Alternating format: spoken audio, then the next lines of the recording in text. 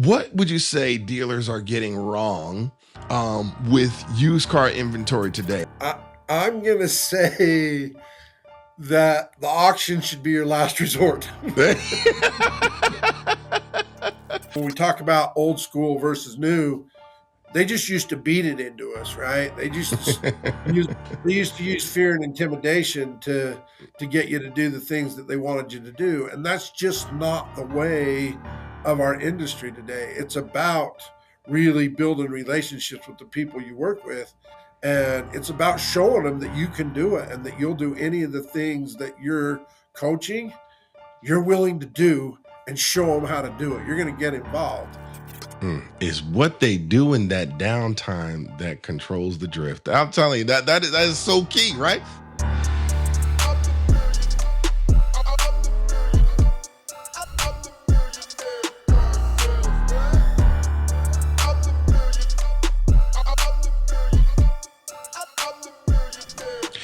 Hey, what's happening, everyone? This is L.A. Williams, Vice President with Dealer Synergy and the co-creator of the Millionaire Car Salesman Podcast.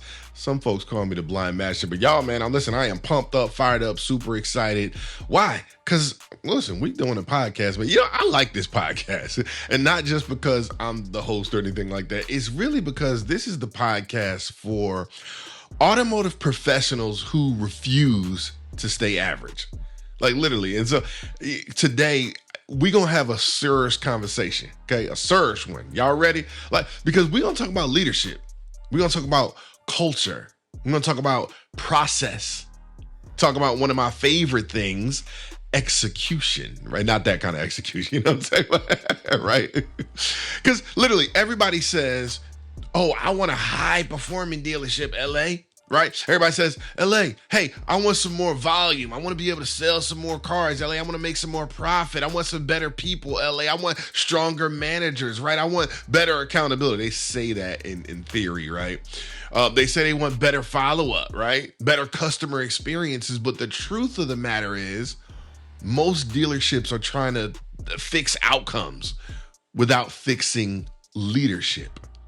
And let's just be real. Eventually that catches up to you because high volume does not come from hype. I know y'all hear me all the time and I'm pumped up, fired up, super excited. I tell y'all all the time, right?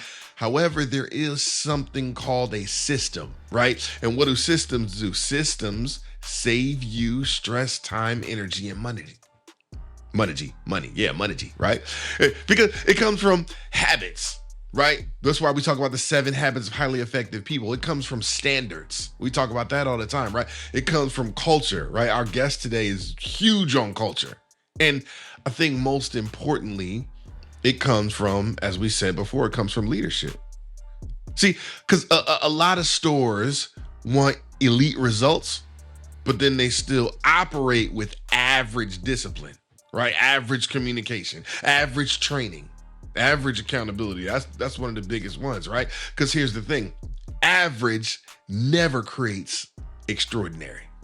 They just don't quite go together. You understand what I'm saying? So, and especially when you think about today's market, right? So, I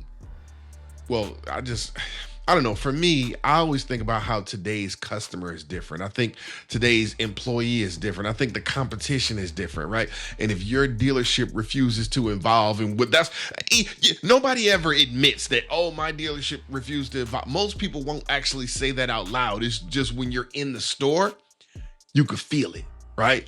And then you look at the competition and they're like, oh, thanks for the market share, right? So anyway, that's why I'm excited about today's guest, because this is not going to be theory. This is not going to be social media motivation, right? We're going to talk about some real world dealership leadership, all right? Real world volume, real world execution, all right? Because today we're going to talk about how our guest helped create, right? Help lead high performing dealership, teams, right? How we increase profitability, develop people, and help lead a store to, check it out, 734 units. All right. So I hope y'all pumped up, fired up, super excited, because that number alone should make folks stop and pay attention.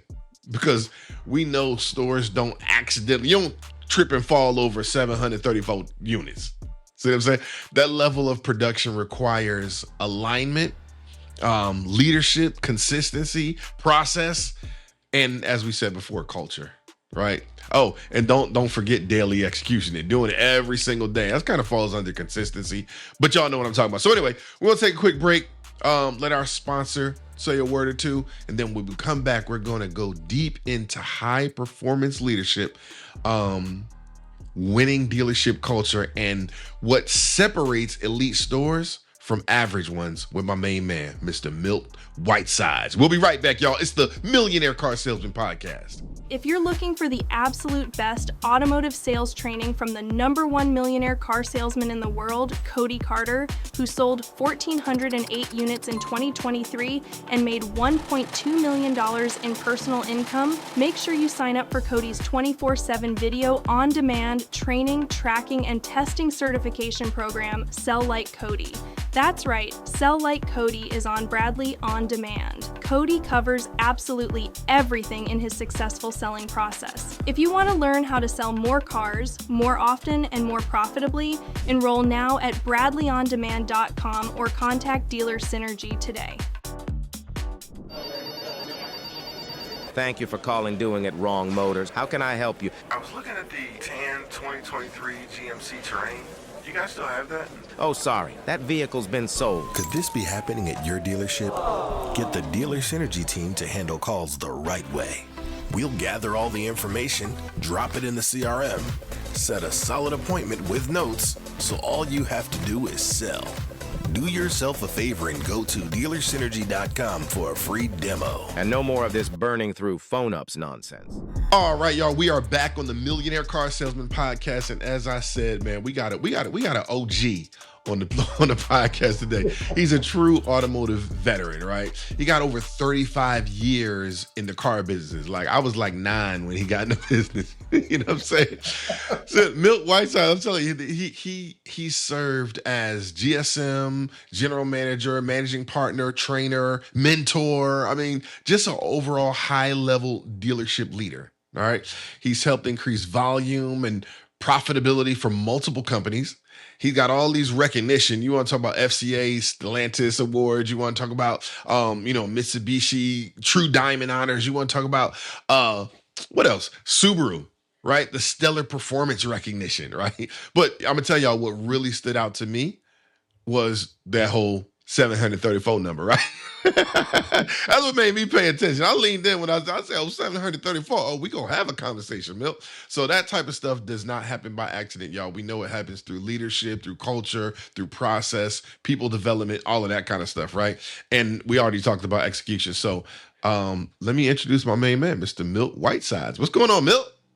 Good morning. How you doing? Hey, man, I am pumped up, fired up, super excited, as I said, right? I'm with you there. Right. Man, we want to talk about winning habits, right? This is the kind of conversation that most people are, first of all, because one of the things that I always say is that I know you've done all this stuff, right? But usually people don't grow up and say, Mommy, Daddy, I want to be in the automotive industry. I'm going to sell cars, right? That's not the typical thing, right? So I want you to talk about a little about what got you into the automotive industry. Can you break that down to us? Yeah, I can. I got into the car business because a friend of mine was driving a really nice car, seemed like he was making some pretty good money, and I wanted to find out what he was doing. Okay. So I rolled into the car dealership, and I'd applied for salesman jobs before and been turned down because I had no experience. But this particular dealership took a chance on me, and I was just checking it out. I had no idea it was going to be what I spent the next 37 years doing. But then there was no training either. It was like, yeah, here's your dealer plate. There's the lot. Go sell cars. And the only thing I knew how to do at that point was I knew how to make friends and build a relationship with somebody when they walked in the door. And that ended up being the beginning of my success because I could do that. It allowed me to be able to sell cars when I really didn't know anything about selling cars, and I had Right. great success. Um, my first 6 months, what motivated me was they said to me, well, as soon as you sell 40 cars, you can pick whatever demo you want to drive. And I was like, Hey. okay. Well, I didn't have any limitations on what that was in my head. So I sold 40 cars in 6 weeks and got a demo. And after Mm-hmm. that, I think I was hooked.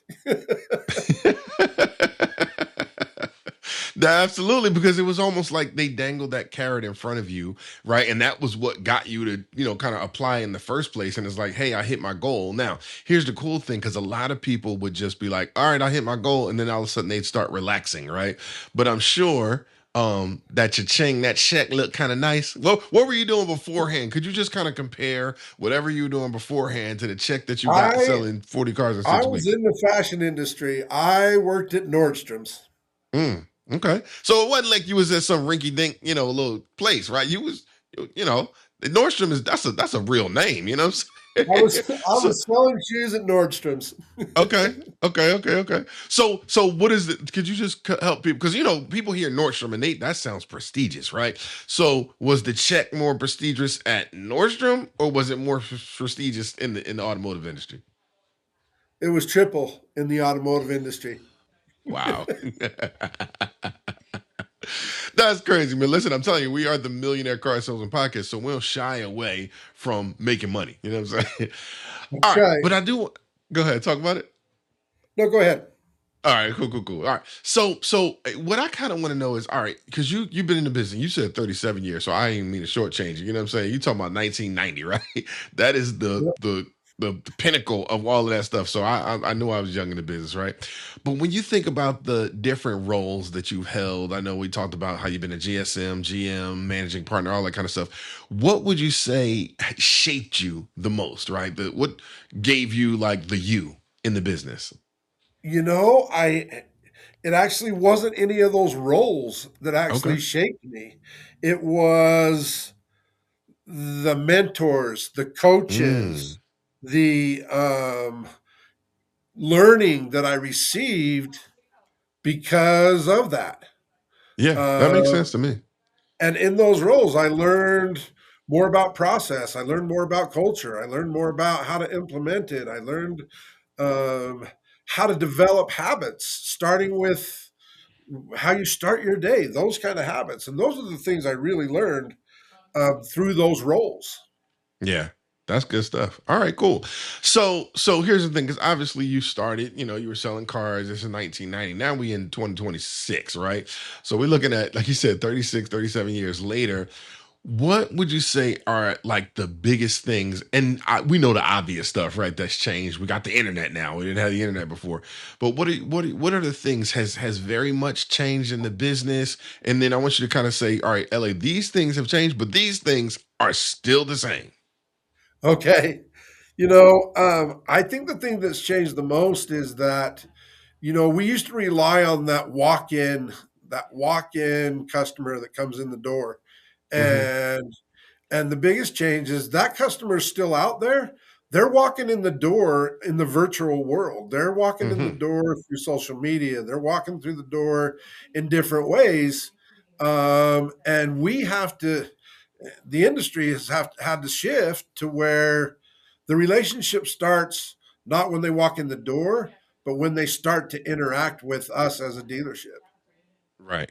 Yeah, And I absolutely. think We always say, the things that go ahead. haven't changed are we still have to build relationships. We still have to coach. We still have to train. We still have to mentor and build teams, or we're not going to grow. And the other thing that I know hasn't changed is the basic steps to a sale. That's good. The basics just don't change. How we represent them, uh, but I think they don't change because it's the process that a guest has to go through in order to buy a car, not the process that we have to do to sell a car. And I Yeah. think that part hasn't changed. The other thing that's the biggest change is for me is that it used to be a transactional industry, and It was all about just sell the car, sell the car, sell the car, sell the car, next, Right. next, next. And for me, it's about relationships now. For me, it's about how do we build relationships with our team members, with our leaders, with our client advisors, with the people in the dealership, and with our guests. We say it all the time. The internet is the new showroom, right? And so, people walking in, but they ain't walking in your door, right? They walking in your modem. I don't know. I can't think of it right. But Well, no, go ahead. and along with that, your client advisor or salesperson, the frontline salesperson is now your internet BDC people, and that's where competencies come in. Don't say that, because people they want to kind of bring just the most, basic of people, and then not even offer them any training in the BDC. You know what I'm saying?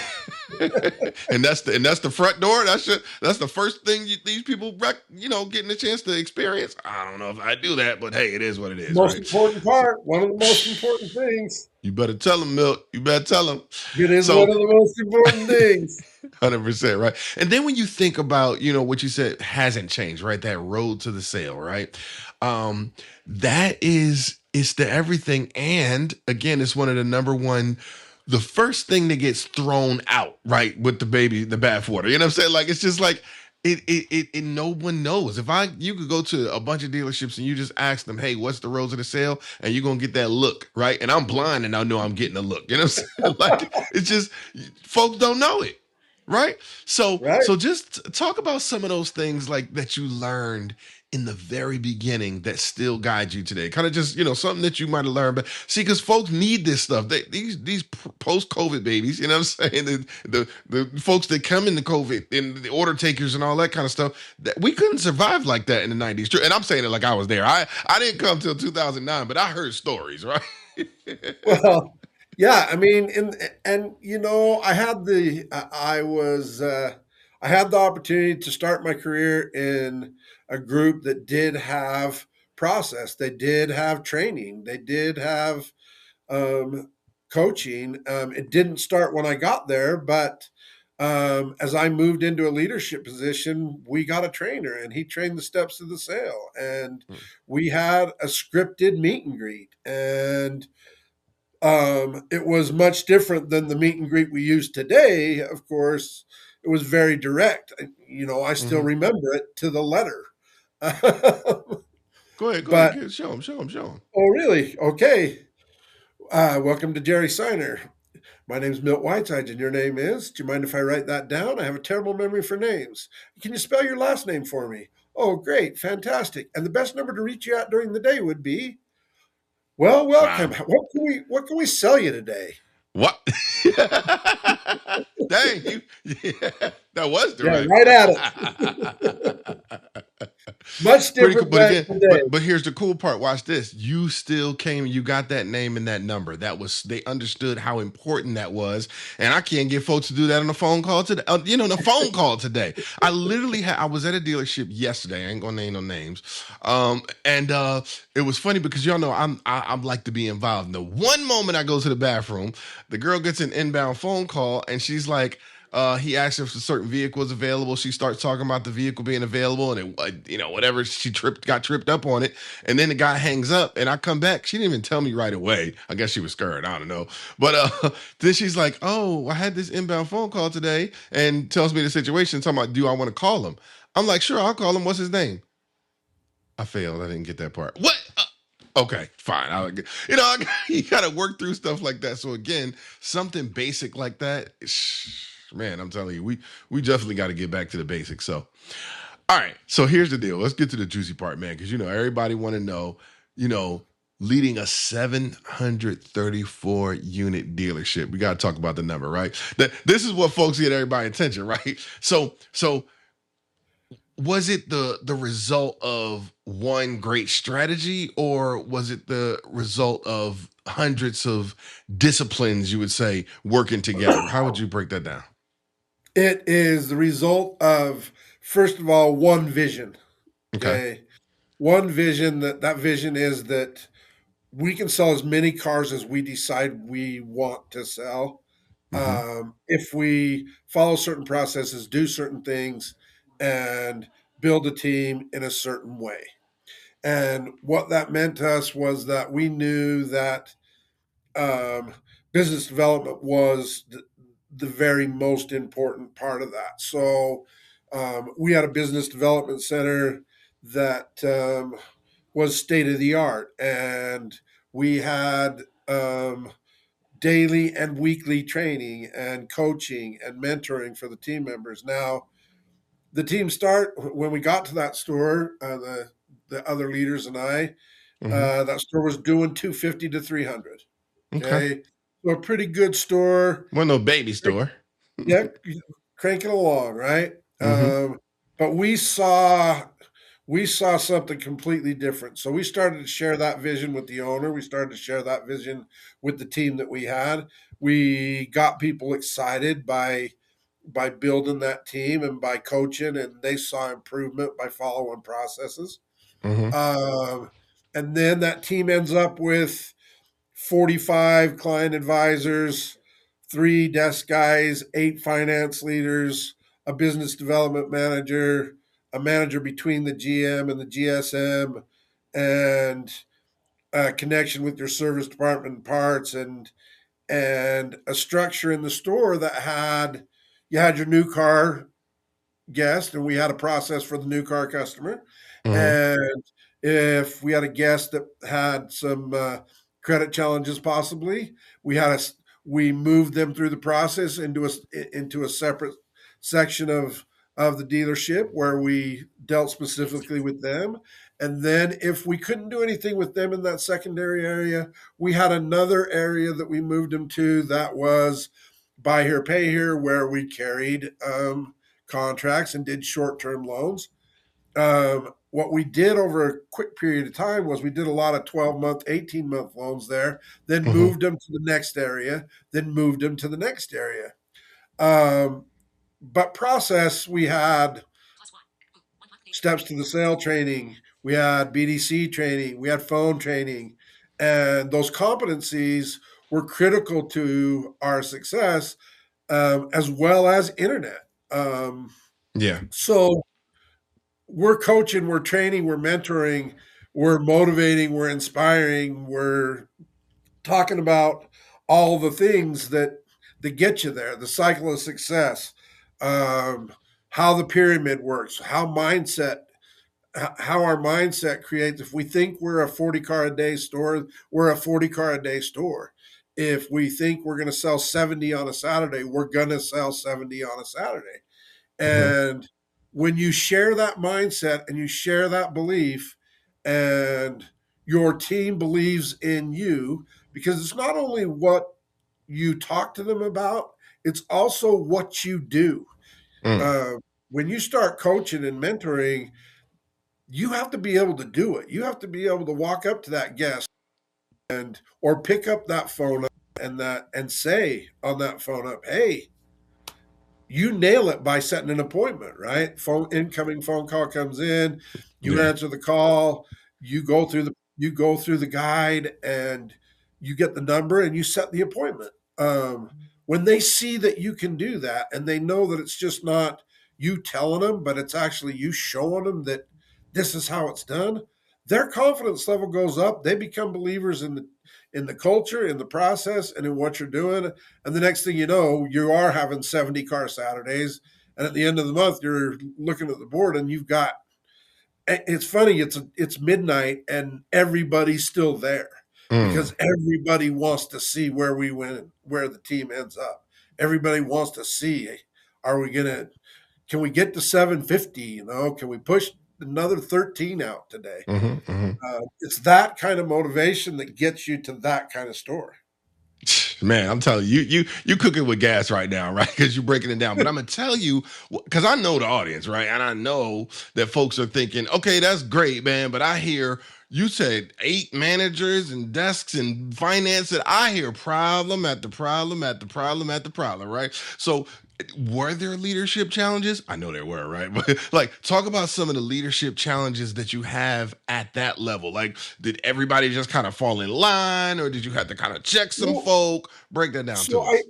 I think that the thing you have to identify at that point is that If you're familiar with the pyramid, which is that pyramid, there are 5%, there are 3%ers, there are 10%ers. Those 3%ers, those are the visionaries. Those guys are the guys that are pushing, and those are creating the vision for the rest of the people on the team.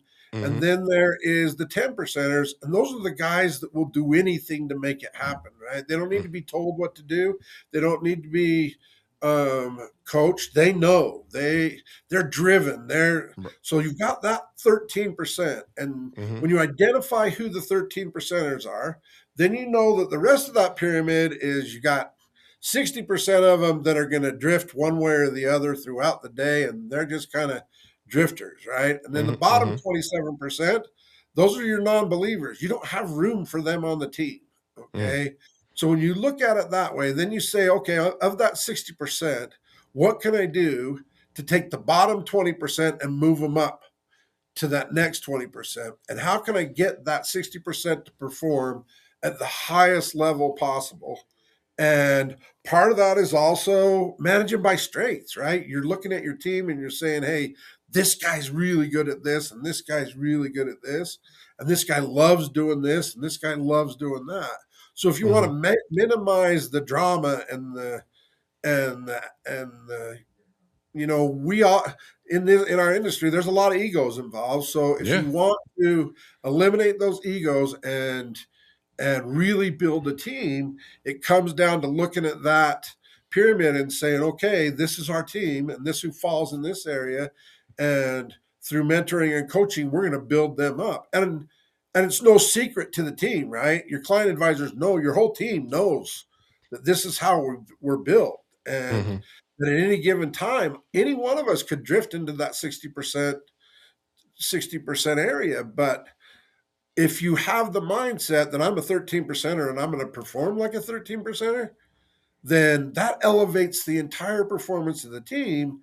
And they're all focusing on the same things. They're all focusing on who they are and what are they going to build, and where do they fall in that pyramid, and how are they going to pivot their mindset. If their mindset's starting to drift to, which can happen in our business really easily, right? Yeah. You can drift quickly. And client advice salespeople they have the most opportunity to do so. Because there are down times, and it's what they do in that downtime that controls the drift. And minimize the drift, and you'll execute the process, and you'll have a team of high performers. Is what they do in that downtime that controls the drift. I'm telling you, that is so key, right? And that's what I think. It's like you just kind of broke down a more sophisticated version of the 80-20 rule, right? We know that 20% of people going to do the 80% not going to do anything, right? So, but you gave it to us very, very specifically. And I think that might be one of the things that dealers misunderstand about high volume stores. They think that, oh my gosh, everybody's killing it, and they don't have the issues that I have. They absolutely do, right? You see what I'm saying? So you just got to make sure you're tapped in. So I did hear you mention something though. You said something about the cycle of success. You said about the pyramid. You kind of broke that down to us.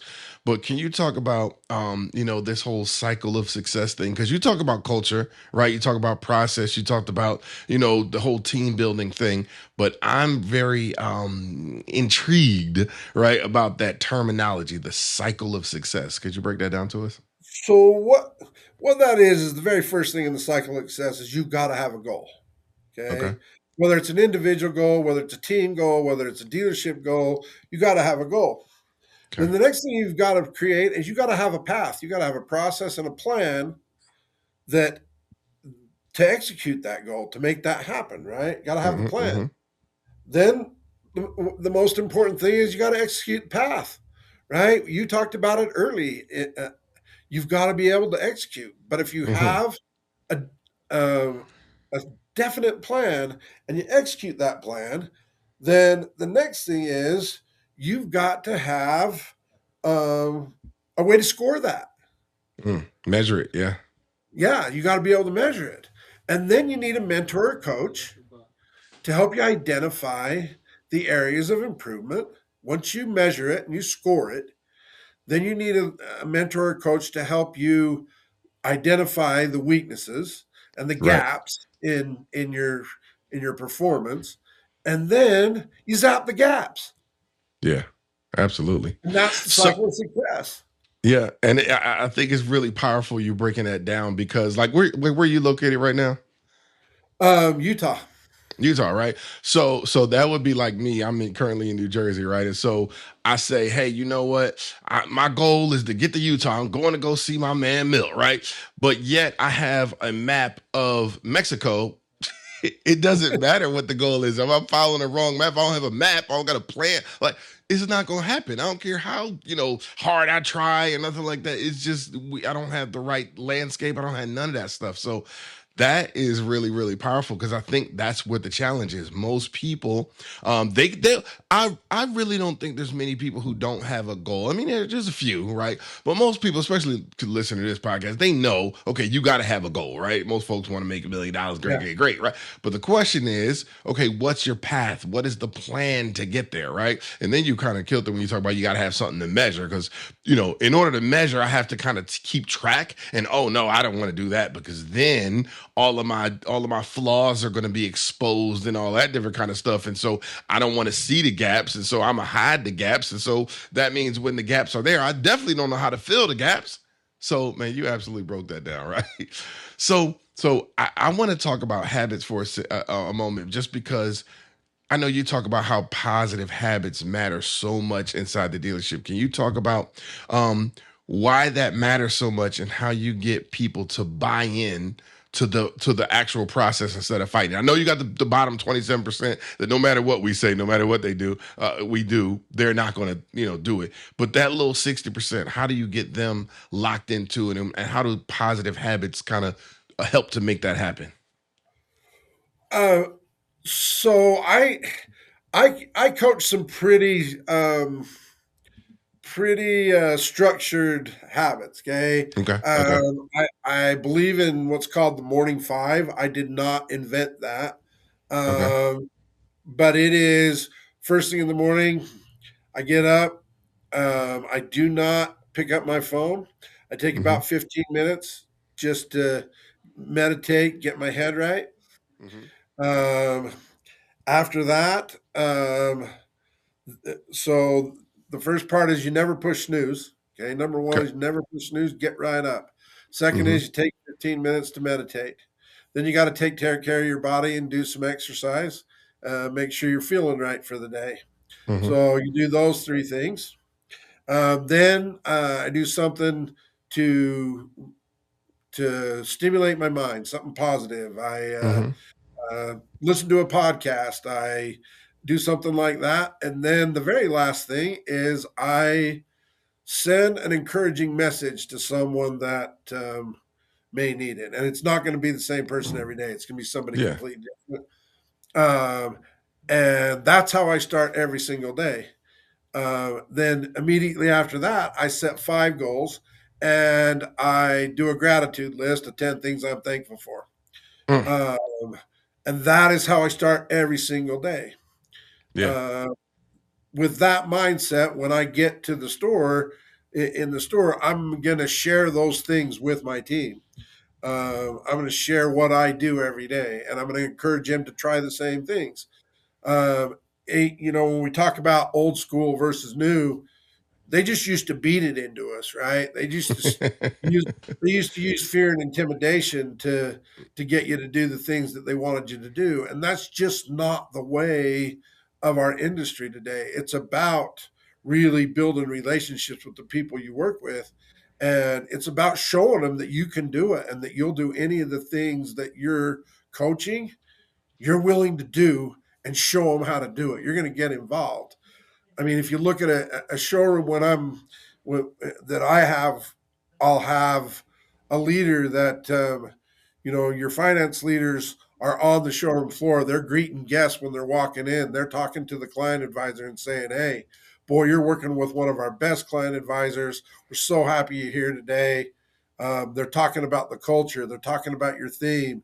So all of a sudden, it's just not one person meeting that guest. It becomes everybody involved, and it creates this smooth process, and it creates an experience for the guest and for the client advisor that they like. Yeah. And they'll continue to perform if they're coached and mentored that way. Man, I'm telling you, absolutely on it. So, what I'm getting from it, and I'm definitely familiar. I mean, the author of the Morning Five, I'm telling you, brings that heat, right? So, but let me talk about that, because what you're saying is that it starts before you get to the dealership, right? And so you're right. That is the challenge, because you got leaders who don't want to tell their people what to do before they get to the dealership. I'll tell you what to do. Listen, I need to set a bedtime for you. You know what I'm saying? Whatever we need to do in order for you to be successful. It more counts of what's happening outside the dealership, the time that you're spending with your family, how you treat your family, all of that good stuff comes into play. And what I heard you say about the whole, bottom part of that 60% is, and this is something I say all the time, winners like a high bar, right? And so if you set a high bar, winners are going to be attracted to that, but losers hate a high bar, right? So what they're going to do is they're going to say, oh, you got a high bar, I'm out of here, right? And so see, but the thing about a medium bar or low bar, right, is that, mediocre players and losers, they like a medium to low bar, right? And so they get attracted to that. And there's more of them than there are winners. And so you feel like you're doing something as a dealership leader because you got people, but then your winners hate it, right? Your winners are like, oh man, I can't wait to get out of here. And then they start getting poached and going different places and everything. And you're like, oh my gosh, I keep losing my top people, but at least I still got people. And the numbers are kind of throwing your mindset off, right? And so we can't succumb to those types of challenges, man. We got to fix that, man. So I want to kind of hear from you, right? A lot of time the culture is what impacts the volume, it what impacts the profitability and all that good stuff. But what happens, let's say you kind of got it going and everything, and then the culture is broken, even if the store has inventory and traffic, right? Because we always talk about how you got to have leads, you got to have inventory, you got to have people, right? Well, the leads are there, right? Meaning like the traffic, the customers, all that good stuff. You got the inventory, but your people are all mangled. Can you talk about the challenge of what happens with that? Because that's the number one thing that we can work on. Like we could do something about that. We can't control, the clients. You could kind of control the inventory. We could kind of talk about that in a little bit. Maybe we'll bring that up after the break. But I mean, we definitely could control our people. Can you talk about what happens when that culture gets broken? Well, you don't allow the culture to get broken. Ooh, I like that. I like talking. Hey, show us how to not let that happen. Okay. And the way you don't allow that culture to be broken is because you're building relationships with the people on your team. And it's not just about selling cars. The relationship you're building and what you want to coach and mentor isn't just how to be a salesman. It's about how do I become a better person? How do I grow every day, and not just my business life, but in my spiritual life, in my relationships, in my family life, in every aspect of my life. Am I growing educationally? Am I learning something? And if you're really sincere about helping people build those kinds of things inside themselves, not just they'll become great salespeople. They'll be great salespeople because they're becoming great people. Yeah. And the reason the culture doesn't change is because they love the culture. That's who they want to be. That's who they want to be at the dealership. That's who they want to be when they're not at the dealership. Absolutely, man. You're rolling. You're giving them heat. You're giving them heat. All right. So listen, y'all. I want to take a quick break because the sponsors, they got something they want to add to this conversation, right? But when we come back, we're going to talk about the 4 competencies of dealership growth. So you're not going to want to miss this. We kind of touched on them a little bit, but we're going to kind of really break those doggone things down. So I need y'all to stay tuned because we will be right back, y'all. This is the Millionaire Car Salesman Podcast. This has been the most in-depth training I've had in my lot of years in the car business. We went from 60 cars to 156 cars a month in 3 months. NAMAD, the entire Toyota Chicago region, as well as the top automotive groups like Koons, Lithia, and Norm Reeves have all used Bradley On Demand to train their team. They're the most comprehensive training company I've seen, and they by far have the best support system. doing 50 cars a month, topped out at 80. I can tell you that the Bradley on-demand training will get you to the next level. And guess what? The world's #1 car salesman, Cody Carter, shares his exclusive strategies right here. You want his secrets? You gotta have Bradley On Demand. If you're still not enrolled in Bradley On Demand, you're missing out on the best virtual automotive training in the world. Enroll now or contact us for a free test drive of the platform today. All right, ladies and gentlemen, we are back on the Millionaire Car Salesman Podcast, and we have my main man, Milt Whitesides here. And, you know, Milt, you were talking about the 4 competencies, right? You talked about mindset. You talked about relationship building. We got to dive into that a little bit more too, right? The team building, right? And the whole cycle of success. But I want to kind of unpack those, right? And so, like, let's say the leader, right? The leader's mindset, it's off. And we know that the dealership is going to feel it, right? But I wanted you to talk about why mindset comes first, and some of the key things that we can do to make sure that the leadership mindset is just like in place, so that it's not causing a halo over the entire store. I think that the first thing that you have to coach and teach your leaders is about how your mindset is created. Yeah, which means you got to talk about the fact that 80% of what goes on in your head is in your subconscious, and that 15% is in your conscious, and 5% is the smallest part. And what you need to focus on is that what you feed that 5%, what you feed that subconscious is what it's all about. So if your leadership team understands that, okay, this is how my mindset works, right? 80% is controlled by my subconscious. So how do I feed my subconscious? And if you're feeding it with good habits in the morning, right? You're talking about gratitude. You're feeding it with positive things like what you're going to accomplish with your team today. You're feeding it with, and if you start to drift away from that positive mindset, you have ways to shift back. I always talk to people about the fact that, hey, you know what? If you're drifting and your mindset is, man, I haven't sold a car in 3 days and I'm bummed out and every lead's bad, and if that's where your head is at, you got to change that mindset as quickly as you possibly can. And so the start of that is find something in your life that brought you great joy, okay? And when you find that, it will make you smile. And there's the first part of transitioning back to a positive mindset, because now you just fed your subconscious with one positive thought, and now it continues from there. So once your leadership team understands that, then they're always working to improve their mindset. Oh my gosh, I'm drifting. I'm doing this. I'm doing that. And then you teach your team about mindset and how to feed their subconscious. And now that becomes their way of doing things. Oh my gosh, I'm starting to drift. Oh, I need to do this. Oh yeah, I remember when I took my family to Disneyland. That was a great time. Oh, I'm pivoting back to positive. I'd like to create that again. I'm going to sell a car now. Yeah. So it's shifting that mindset that way and understanding what controls your mindset. Yeah, man, you are absolutely on fire. I don't know if you know, I actually have a talk that I did at the I was going to say Millionaire Car Salesman Conference, but it was the Internet Sales 20 Group Conference, and it was called How Our Minds Entangle Success. It was about 2 doggies, a giraffe, and a crocodile, right? And basically what I said is, so Charlie, the producer, he could drop a link to it in the show notes.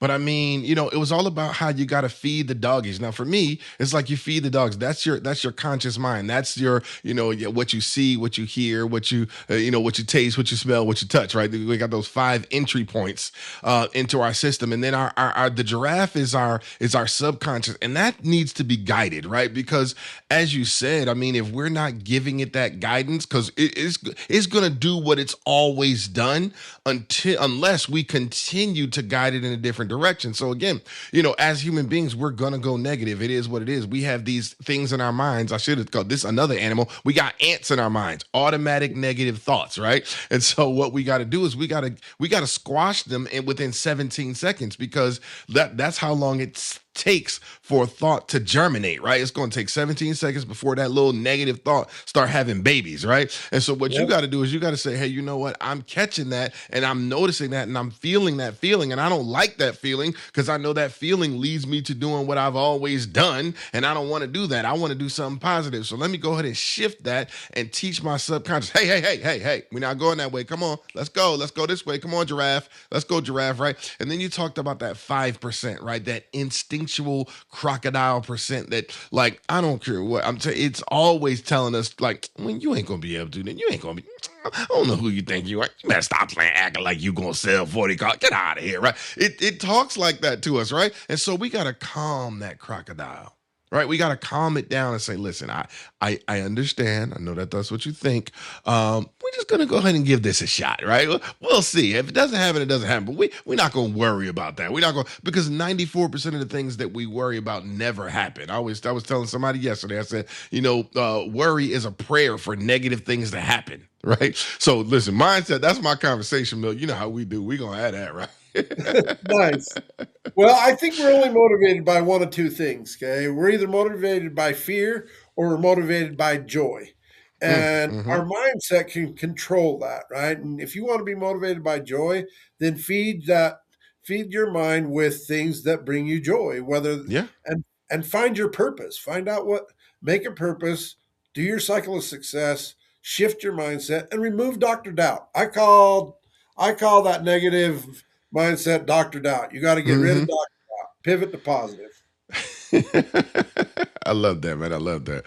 So I want to get into a lot of stuff, but talk about really, and I know people think that they understand this, right? But I think you understand it on a deeper level, about why relationships are so critical, right? In both sales and management. Like how do you get to build a team that performs together, like kind of creates that togetherness? Because we see it all the time where there's like, they pretend like they're together, and then you get them alone, and you kind of they got their little silos, and they that they all by themselves and everything like that, and then you got these little packs of people, right? Little whatever they are, you have different people. You got the smoke folks, you got the people who this, the people who do that, and they're really not working together. So how do you those relationships? How do you build those relationships and really get people to work together?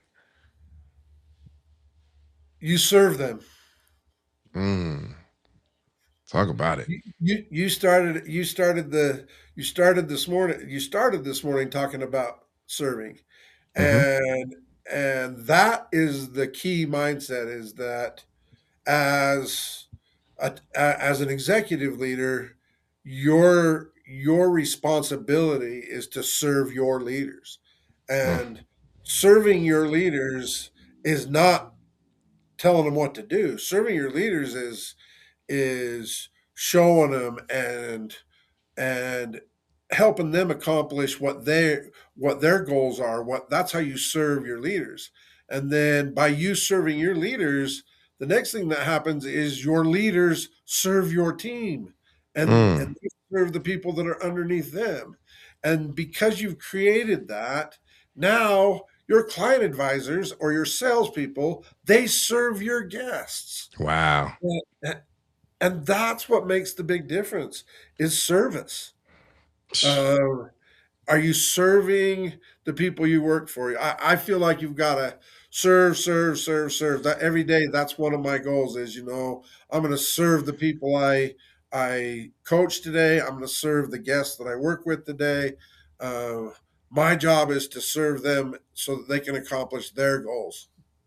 Absolutely. That makes the difference. Yeah. Yeah. Look, service is the rent that we pay for space here on earth.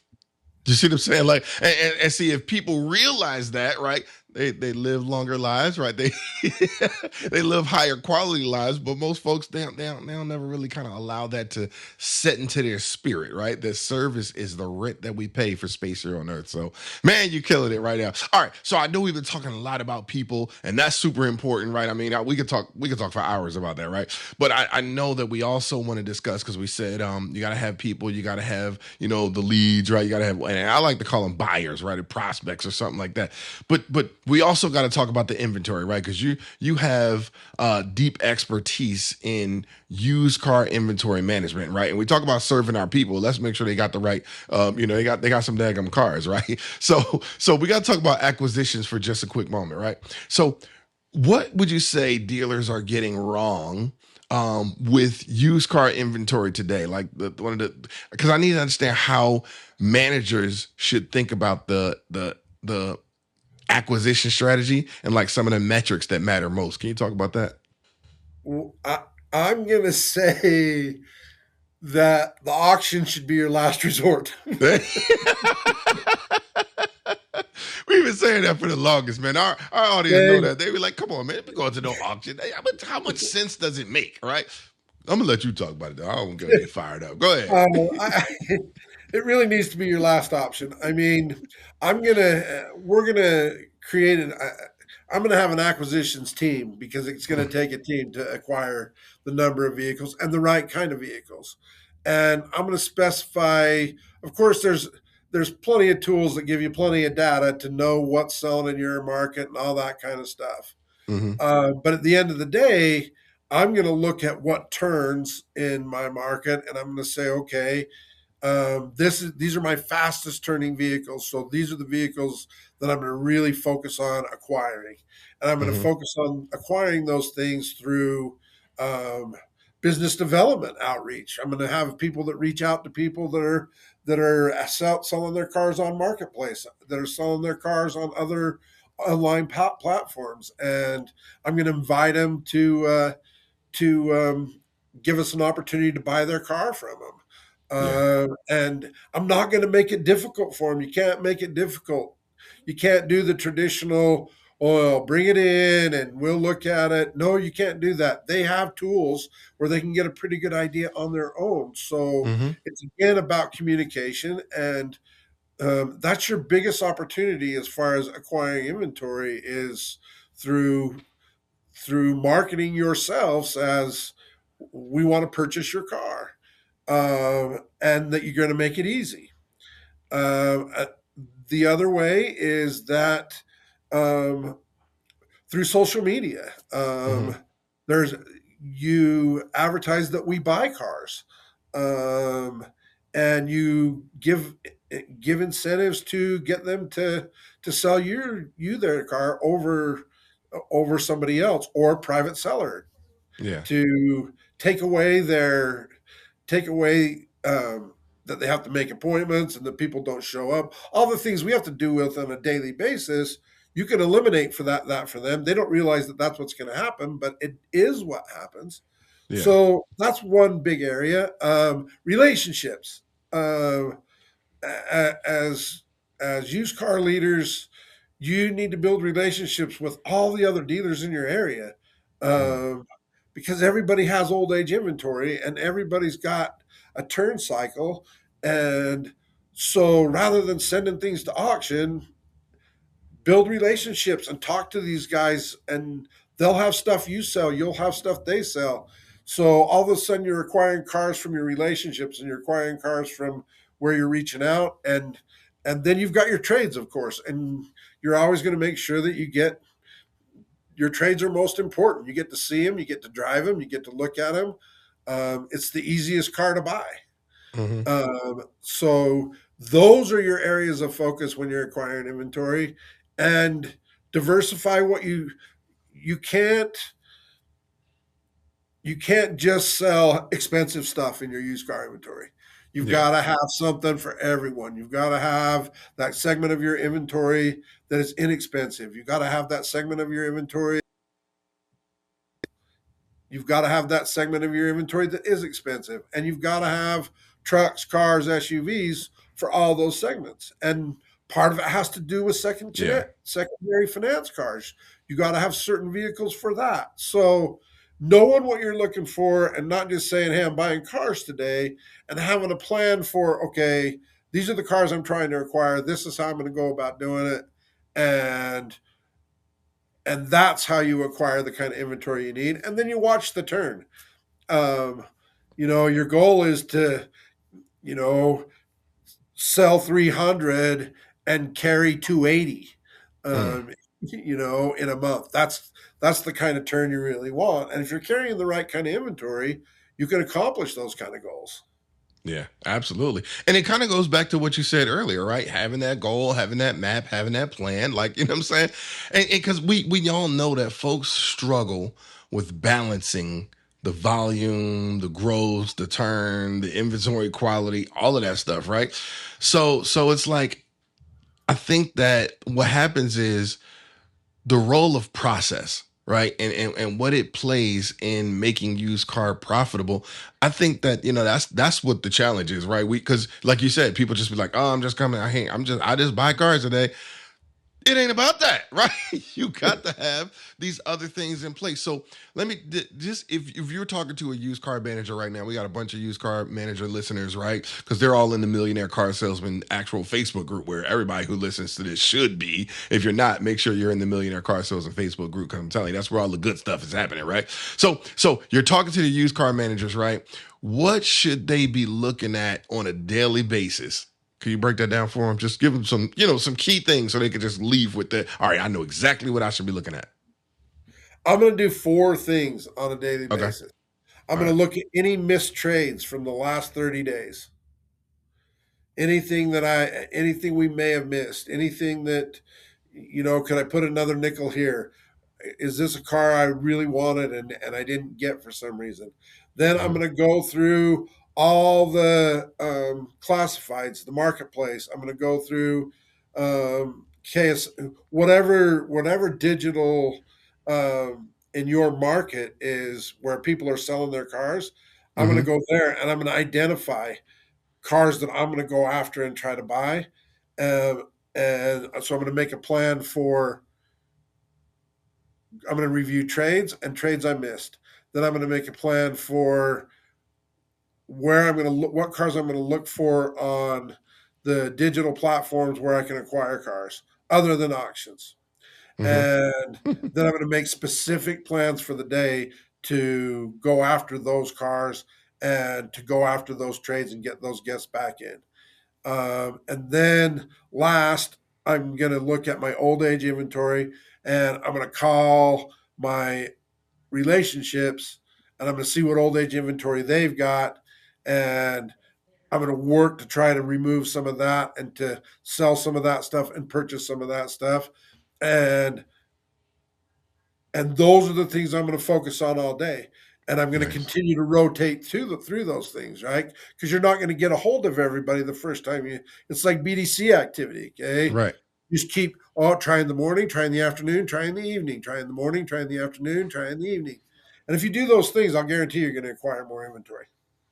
I'm telling you, that's good stuff. I hope y'all wrote that down. If not, you got a rewind button, so use that thing. All right, y'all. So we get ready to close this thing out, right? But because I want to talk about this because, like I said, I'm in New Jersey, you're in Utah. I was just, I travel all across the country, and so yes, the blind guy is saying I see all different types of dealerships, right? You got the modern dealerships; they got these really nice showrooms. They got TVs, like 1 million-inch TVs, and the internet is awesome. And then you got places that's like, Ponunk. Like it just it ain't working out, right? So I want to talk about transforming the traditional dealerships into modern dealerships. So I want to talk about transformation, right? Because a lot of people are stuck in those old school habits and all of that different kind of stuff, but then they still have modern expectations. They go to NADA, they go to, some of these different places and see all of these bright, shiny things. And it's like, oh, how in the world do I get from the old school to the new school? You transition, right? You've been around since the early 90s, right? Was it 89 or 90? When did you come in? 90. Okay, all right, cool. So you were around since 1990, man. Fresh Prince of Bel Air. Okay. 1989, man. Might be some Public Enemy or something like that, right? So the traditional mindset, right? How it looks, what are they thinking, and then what are the modern dealerships doing differently? Could you kind of just break that down, just so they can know specifically? So I think there are 4 pillars of success for the modern day dealership versus the transitional dealership. Those 4 pillars are people, culture, theme, and process. Okay. Now, most traditional dealers will have process, okay? Because because everybody has process. Whether they execute those processes or not, That's a whole different that's a story, right? different story, right? But they have processes, right? And the Mm-hmm. reason that they may not be executing the processes at the level they could be is because of the other three pillars: the people, the culture, and the theming. And we've talked a Mm-hmm. lot about the people, and we've talked a lot about culture and how you build that culture. And that's how the processes get executed. But what we really haven't talked about, and this is what really makes the difference between a traditional dealership and a modern dealership, is Pay theming. attention, y'all. Theming. Pay attention, because I don't Theming. even know what this is. Talk to a boy. Okay. So when you talk about theming, uh, you have a theme for your dealership, okay? Whether it's the home of the e-price, or whether it's experience the difference, or whether everybody has a theme, okay? Yeah. But what does that theme really mean? Okay. And do you live that theme? If you're going to have a theme, do you live that theme? Do you serve your guests by what that theme means? So if you're home of the e-price, then what does that mean? What does that mean to your guest? What does that mean to your client advisor? What does your theme mean? That's where you start to make that transition.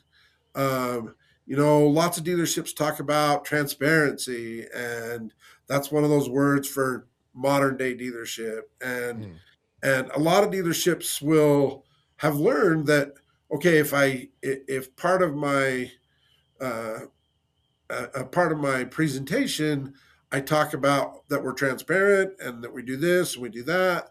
That's what everybody wants to hear. But when you're theming, you do those things and you believe those things, and you serve your guests in a way that they do too. And that's the big transition from a traditional dealership where it's just transactional to a modern day dealership where it's about relationships. And the relationships have to do with your theme. One of the greatest examples on how I learned it was, from a restaurant chain. They do a good job with theming, right? TGI Fridays did a good job with theming. That was their Right. thing. Different dealerships have different themes. A theme of one price, one person, 1 hour. Okay. If you're going to have that kind of a theme and you're going to present that and you're going to have a culture that builds processes around that, then you better be able to execute it, right? Yeah. But theming is having a theme and a culture that supports that theme, and then processes that execute that theme. I think that's the big difference that's how you transition a traditional dealership to a modern dealership, is by taking those four pillars and starting with the people and starting with what we talked about, you mindset and cycle of success, and then you transition into the other things. And as you develop that, you'll become a modern day dealership, and you'll execute four competencies under that, and you'll have great success, because Phenomenal that's stuff, really what man. sets a dealership apart from one another. Is we can all acquire the same inventory. We all have um, the ability to have the same pre-owned inventory, and new car manufacturer wise, everybody pays the same price for Yeah. whatever brand they're representing. So it's not inventory that makes the difference. It's the relationships you build. It's how you serve your guests, and it's how you serve your team that makes the difference. Yeah. The people. You talked about that. And so when you say theming, we call that our value package proposition, like why buys and all of that different kind of stuff. So Yeah. definitely on the same page with you, man. I love that. And so before we get out of here, I just need you to give folks a quick warning, right? What should dealerships stop doing immediately if they want to grow? Could you just close out with that real quick? Stop treating your people like numbers. Mm, Treat your people the way you'd want to be treated. And if you do that, your culture will automatically change. Man, I'm telling you, that is it right there. I think because again, you don't have a relationship with the numbers like that anyway. You got a relationship with people. We talk about that, right? But I love this conversation because I think it really proves something powerful. I think that at this point in time, we understand that volume is not random, right? Profitability, that's definitely not random, right? I think the culture is not random. Right. I think that all of these specific things we really have to be able to pay attention to. And when we do that, it allows us to grow in the way that we ought to. Right. Folks ain't trying to be average no more. Folks want to be absolutely amazing. But the challenge is, again, we're not stopping doing some of those things that you mentioned, right? We're constantly treating our people, like their numbers, and we're not feeding them. We're not helping them to grow. We're not helping them to focus on their mindset and all of that good stuff. So I absolutely love this conversation. I think you're absolutely rocking. So I always tell people that, this is not the only place that you can get great information like this, y'all. The Millionaire Car Salesman Facebook group is a great place to be. So I definitely recommend that you be there and make sure your leaders are there, because that's where they're going to get the little tidbits of culture. They're going to get the little tidbits of, how to be a great leader. Right. And so I definitely think if you want to grow your dealership, want to make sure you want to have ask questions about your process. Right. Because you got to get interactive with this thing. So that's our on the podcast, you just kind of listening to, as I always say, you get to spend time with L.A. Williams and Seth and all the different people that's here, and you get to spend time with, Milt and, you get to listen to Sean and all that good stuff. Right. But man, we're not literally having conversations like we can inside the Facebook group. So you don't get nothing like that outside of this. Right. So anyway, Milt, absolutely phenomenal stuff, man. You've been breaking it down. Is there anything else that you just want to make sure you get a chance to share with the listeners before we got it? Just letting them know that, any final pieces that you're like, yo, the difference between average and elite is blankety blank. What would you say? Serving your guests. Just comes back to service. The difference is service. That will make the difference. If you have an attitude of service, that will make the difference, because you got the processes. I'm sure all of you have processes in your store. Train folks on them processes. Yeah. You got that. You got all the tools, I'm sure, in your dealerships to accomplish what you need to accomplish. What will make the difference is if you serve your guests or you serve your team, and you truly have an attitude of I'm going to give in order to get, then you're going to improve and you're going to have a higher level of success than you currently have. Absolutely phenomenal stuff, man. I always tell people you are the average of the 5 people who you spend the most time with, and you've just been spending time with L.A. Williams, the blind master, and Mr. Milt Whitesides. He is the servant leader. You want to talk about a servant leader? Somebody who's survived this industry, right? Not only survived, but thrived in this industry for 37 daggum years. I mean, literally, we finna hit June of 2026, right? Even though this is June 1989. So I'm telling y'all, this is the gentleman you want to listen to. So you just been listening to him. Listen, don't just listen. You got to hear him. You know what I'm saying? Like I told somebody they need to go watch that movie, White Men Can't Jump, right? So they can understand the difference, right? You got to make sure, and I might even be mixing it up, but I go back and watch the movie myself, listen to my own homework. But we got to dial in, right? Take some notes and then go implement the strategies. Go implement what he talked about. Don't just hear him talk about servant leadership. Go be a servant leadership. And that's how you become a millionaire car salesman, y'all. Listen, this has been phenomenal. Milt, thank you so much. I appreciate you. Thank you. Appreciate you. I'll talk with you later, man. Okay. Have a great day. You too. Thank you so much for watching this week's episode. If you liked it, you're gonna love Bradley On Demand. Bradley On Demand is the most advanced virtual training, tracking, testing, and certification platform. What does that mean? It's an online university. And if you like this information here, we have hundreds and hundreds of advanced videos, step by step, on how to help you sell more cars more often and more profitably, so sign up now.